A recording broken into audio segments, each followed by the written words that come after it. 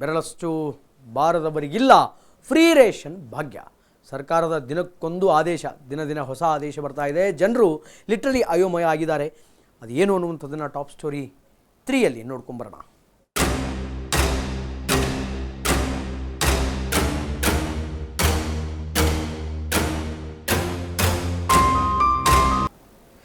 ಬೆರಳಚ್ಚನ್ನು ಅಳಿಸಿ ಹೋದರೆ ration literally ಮಾಯ ಆಗುತ್ತೆ. ಬೆರಳಚ್ಚು ಬಾರದವರಿಗಿಲ್ಲ ಫ್ರೀ ರೇಷನ್ ಭಾಗ್ಯ. ಇದು ಸರ್ಕಾರದ ಒಂದು ಹೊಸ ಆದೇಶ.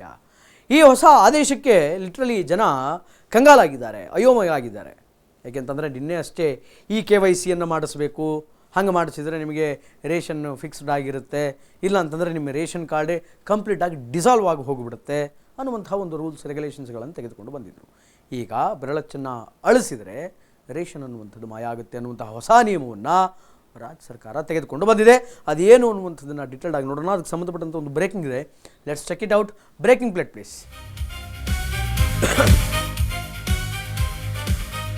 ಬೆರಳಚ್ಚು ಅಳಿಸಿ ಹೋದರೆ ರೇಷನ್ ಮಾಯ. ಎಸ್, ಬೆರಳಚ್ಚು ಬಾರದವರಿಗಿಲ್ಲ ಫ್ರೀ ರೇಷನ್ ಭಾಗ್ಯ. ಬೆರಳಚ್ಚು ಮುಡಿದಿದ್ರೆ ಖಾಲಿ ಕೈಯಲ್ಲಿ ನೀವು ವಾಪಸ್ ಹೋಗೋದು ಬಹುತೇಕ ಗ್ಯಾರಂಟಿ. ಬೆರಳಚ್ಚಿಗೆ ಬೀಗ ಪಡಿತರಕ್ಕಾಗಿ ಈಗ ವೃದ್ಧರ ಪರದಾಟ. ರೇಷನ್ ಸಿಗದೆ ಕಣ್ಣೀರು ಹಾಕ್ತಾ ಇರುವಂತಹ ಕೆಲ ಹಿರಿಯರಿಗೆ ರೇಷನ್ ಕೊಡೋದಕ್ಕೂ ಬೆರಳಚ್ಚಿನ ಪರೀಕ್ಷೆ ಅನ್ನುವಂಥದ್ದಾಗ್ತಾ ಇದೆ. ಸರ್ಕಾರದ ದಿನಕ್ಕೊಂದು ಆದೇಶ, ಜನ ಈಗ ಅಯೋಮಯವಾಗಿ ಬಿಟ್ಟಿದ್ದಾರೆ. ಹಿರಿಯರು ಪರದಾಡ್ತಾ ಇದ್ದಾರೆ ರೇಷನ್ ಬೇಕು ಅಂತ. ರೇಷನ್ ಸಿಗದೆ ಅನೇಕರು ಗೋಳಾಡ್ತಾ ಇದ್ದಾರೆ. ಯಾಕೆ ಅಂತಂದರೆ ಬೆರಳಚ್ಚಿನ ಒಂದು ಮರುಪರೀಕ್ಷೆ ಅನ್ನುವಂಥದ್ದು ನಡೀತಾ ಇದೆ. ಅದೇನಾದರೂ ಸಿಗಲಿಲ್ಲ ಅಂತಂದರೆ ನಿಮಗೆ ರೇಷನ್ ಅನ್ನುವಂಥದ್ದಿಲ್ಲ.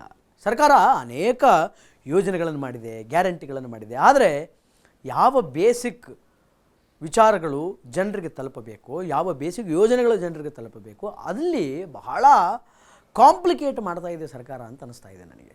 ಗ್ಯಾರಂಟಿ ಯೋಜನೆಗಳನ್ನು ಕೊಡ್ತೀರಿ, ಆ ಮರುಪರಿಷ್ಕರಣೆ ಮಾಡಿಸ್ಕೊಳ್ತೀರಿ, ವೋಟರ್ ಐಡಿಗೆ ಮತ್ತು ಮರುಪರಿಷ್ಕರಣೆ, ಅದನ್ನು ತೊಗೊಂಬ ಇದು ತೊಗೊಂಬ, ಗೃಹಜ್ಯೋತಿ ಕೊಡ್ತೀವಿ ಅಂತ ಹೇಳ್ತೀರಿ, 10 ಸಲ ಬೆಸ್ಕಾಮಿಗೆ ಜನಗಳನ್ನು ಅಡ್ಡಾಡಿಸ್ತೀರಿ, ರೇಷನ್ ಕೊಡ್ತೀವಿ, ಅನ್ನಭಾಗ್ಯ ಕೊಡ್ತೀವಿ ಅಂತ ಹೇಳ್ತೀರಿ.